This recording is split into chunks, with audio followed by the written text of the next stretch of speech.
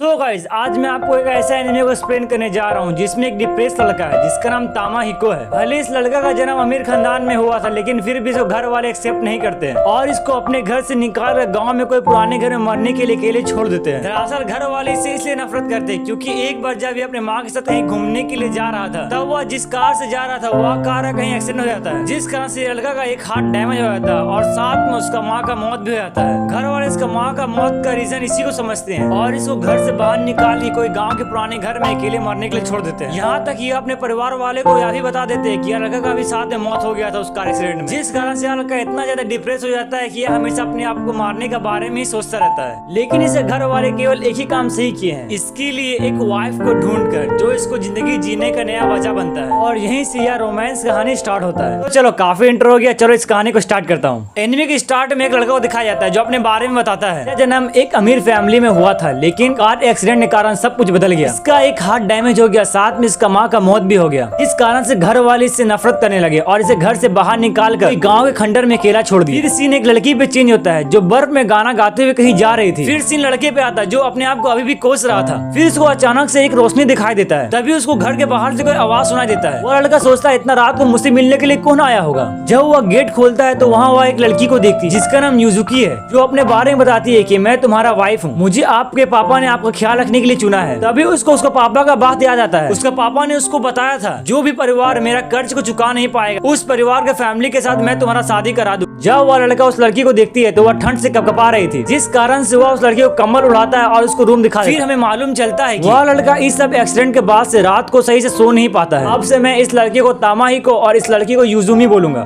फिर scene next दिन का आता है। तामाहिको जो हमेशा अकेले ही रहा है, उसका लाइफ में ना चाहते हुए भी वो लड़की घुस गई है। अब इसको कहीं भी अकेले नहीं छोड़ रही। जब वह उठता है तो उसका बिछोना को उठाना, सारा घर को सरियाना, उसके खाने के लिए सारा सामान को लाना, यहाँ तक कि उसका एक हाथ डैमेज होने का वह नहाते समय अपना पीठ को साफ नहीं कर पाता था। उसे भी वह साफ करने के लिए उसका बिना बोले बार बार उसको नहाते समय आ जाती थी जिससे तामाहिको एकदम इरिटेट हो जाता है, जिस कारण से उसका अकेले रहने का लाइफ एकदम खत्म हो जाता है। फिर सीन चेंज होता है रात पर। आज फिर तामाहिको को रात को सही से नींद नहीं आ रहा था। वो अपने रूम से उठता है और घर के हॉल रूम में जाकर बैठकर अपनी पुरानी बातों को याद करने लगता है। अभी वहाँ पर यूजुकी आती है और उसके पास आग जलाकर बैठ जाती है। अभी उससे तामाहिको पूछ ही लेता है क्यों तुम यहाँ पर रह रही हो, मेरा कोई भी फ्यूचर नहीं है, अगर तुम मेरे पास रहेगी तो तुम हमेशा परेशानी में ही रहोगी। मुझे मालूम है तुम अपने फैमिली को ऊपर कर्ज उतारने के लिए सब कर रही हो लेकिन ये सब करने का तुम्हारा कोई जरूरत नहीं है। यूजुकी तामाहिको के सिर पर हाथ रखकर सराहने लगती है। तामाहिको काफी ज्यादा ही अच्छा लगता है और यूजुकी एक गाना गाती है जिससे तामाहिको को अपनी माँ का याद आ जाता है क्योंकि उसका माँ भी बचपन में यही गाना गा के उसको सुलाई करती है। यूजुकी उसको बताती है जब मुझे यहाँ पर अपने फैमिली का कर्ज ना चुकाने के कारण लाया जा रहा हमारा वाइफ बनने के लिए तो मैं काफी ज्यादा ही चिंता में, लेकिन जब मैं घर का अंदर आई और आप मुझे ठंड से बचने के लिए मेरे ऊपर कम्बल रखे तो मैं समझ गई आप मेरा अच्छे से ही ख्याल रखेंगे। इसलिए मैंने सोच लिया इसके बदले मैं आपका अच्छे से ख्याल रखूंगी और आपका हर मुसीबत में साथ दूंगी। यूजुकी तामाहिको को अपने साथ सोने के लिए कहती है। तामाहिको एकदम शर्मा जाता है। फिर सीन चेंज होता है सोने का, जहाँ तामाहिको एकदम शर्माया हुआ था। वह सोच रहा था जो भी हो आखिर तो हम हस्बैंड वाइफ ही हो ना। लेकिन जब उस रूम में यूजुकी आती है तो वह अपना अलग बिस्तर बिछाकर उसमें जाकर सो जाती है। इससे तामाहिको एकदम शौक हो जाता है क्योंकि तामाहिको कुछ अलग ही सोच रहा था। नोटी हो रहा। तभी यूजुकी कहती है सोच रही थी कि मैं आपके साथ सोऊं लेकिन मैं ऐसा नहीं कर सकती हूँ। जब हम सचमुच शादी कर लेंगे तब हम साथ में सोएंगे और फिर सो जाती है। लेकिन तामाहिको अभी भी सदमा में पड़ा हुआ था, सोच रहा था आखिर ये मेरी जिंदगी में क्या चल रहा है। यूजुकी सोते सोते तामाहिको का हाथ पकड़ लेता है जिससे तामाहिको एकदम शर्मा जाता है। तामाहिको सोचता है इस सब चक्कर में आज फिर मुझे रात भर नींद नहीं आएगा, लेकिन फिर भी वह धीरे धीरे सो जाता है। फिर सीन अगला दिन का आता है जहाँ तामाहिको को यूजुकी उठा रही थी। तामाहिको उठ जाता है तो यूजुकी उसको हैप्पी न्यू ईयर कहती है क्योंकि आज नया साल का पहला दिन था। यूजुकी तामाहिको के लिए काफी सारा खाना बनाई हुई। तामाहिको सोच रहा था यार कि अब मेरा कभी भी लगता है पीछे नहीं छोड़ेगी, लगता है यूजुकी मुझसे प्यार करती है, लेकिन क्या मैं यूजुकी को कभी पसंद कर पाऊंगा। अभी उसके घर के गेट से कुछ आवाज आता है। जब वह वहाँ पर जाता है तो वहाँ एक पोस्टमैन रहता है जो कि उसका पापा का लेटर लेकर आया हुआ था। उसमें उसके पापा उसको बताता है कि तमाकी और तमायो के लिए रिश्ता आया हुआ है, लेकिन जब उनको मालूम चलेगा कि उनका छोटा भाई का हाथ डैमेज हो गया है और वह कुछ भी नहीं कर पाता है और स्कूल भी नहीं जा पाता है तो वह उस रिश्ते को तोड़ देंगे। इस कारण से हमने निर्णय लिया है कि तुमको अपना फैमिली से निकालने का। हमने अपना फैमिली को बता चुके हैं कि तुम्हारा भी कार एक्सीडेंट के कारण मौत हो चुका है। जिसे पढ़कर तामाहिको फिर से डिप्रेस हो जाता है और अपने आप को एक रूम में बंद कर लेता है और कई दिनों तक खाना पीना भी छोड़ देता है। ये सब सुनकर के कौन ही अच्छा रहेगा। जब कई दिनों तक तामाहिको घर से बाहर नहीं निकलता है तो यूजू भी उसको लेकर चिंता हो जाती है। तो वह तामाहिको का रूम का गेट खोलती है तो वह देखती है कि तामाहिको को एकदम बुखार लगा हुआ है और वह बार बार अपने आप को कैसे मार उसके बारे में ही सोच रहा है। फिर जाकर यूजुकी उसको समझाती है, तुम अपने बारे में ऐसे क्यों सोचते हो, तुम्हारे साथ हूँ ना, तुम्हारा गम बांटने के लिए, जितना भी मुसीबत आ जाए मैं तुम्हारे पास से कभी नहीं जाऊंगी।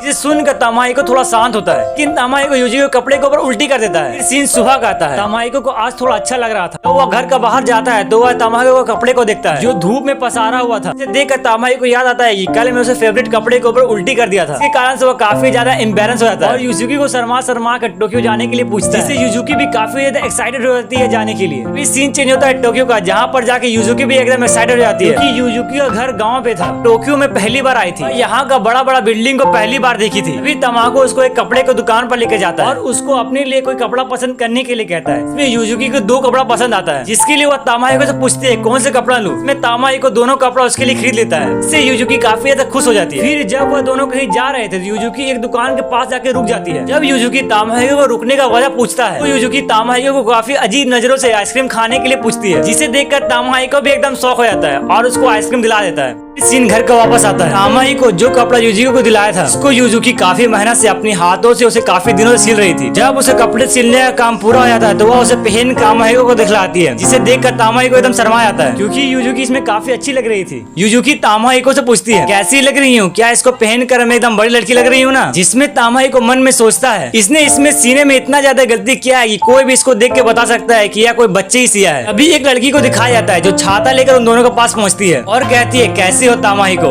जिसे देखकर तामाहिको एकदम डर जाता है। असल यह लड़की तामाहिको छोटी बहन है। वह कहती है अरे वाह, तुम तो लड़की से बात करना सीख गए हो, लगता है तुम यहाँ पर काफी ज्यादा खुश हो। इसमें तामाहिको अपनी बहन को यहाँ से जाने के लिए कहता है। इसमें उसकी बहन कहती है तुम कौन हो ऐसा कहने वाला, मुझे तुम मर चुके हमारे नजरों में, ऐसा ना हो कि यह पूरा घर मेरा हो जाए। और यूजुकी के पास जाके कहती है तुम कौन हो। इसमें यूजुकी कहती है मेरा नाम यूजुकी है। इसमें वह लड़की यूजुकी को कहती है छोटा होने का तुम्हें काफी ज्यादा परेशानी होता होगा ना, तुम प्राइमरी स्कूल के कौन से क्लास में हो। इसमें तामाहिको कहता है वह छोटी नहीं है, वह 14 साल की है, तुमसे ही बड़ी है। सुनकर उसका बहन भी चौंक जाती है और यूजुकी से कहती है अगर तुम बड़ी हो तो किमोनो कौन ऐसे सीता है, और उसका हाइट का मजाक उड़ाने लगती है, जिससे यूजुकी एकदम डिप्रेस हो जाती है। सीन चेंज होता है। यूजुकी तामाहिको को बहन को उसका रूम दिखा रही थी। इसमें उसका बहन को यह रूम पसंद नहीं आता है, यह रूम कितना ज्यादा छोटा है, और बगल के रूम को पसंद करती है कि उस रूम में सूरज का प्रकाश अच्छा से आता है। इस कारण से यूजुकी उस रूम को फटाफट साफ करने लगती है और तुरंत उस रूम को गद्दा लाकर सरिया देती है। थोड़ा देर फिर चाय लाके भी दे देती है। देखकर तामाहिको की बहन भी चौंक जाती है। सीन नेक्स्ट डे का आता है जहाँ यूजुकी खाना बना रही थी। वहाँ पर तामाहिको आता है और उसको कल के लिए सॉरी बोलता है। इसमें यूजुकी कहता है सॉरी किसके लिए, आपकी बहन काफी ज्यादा अच्छी है। इसमें तामाहिको बताता है मेरा बहन काफी ज्यादा अजीब है,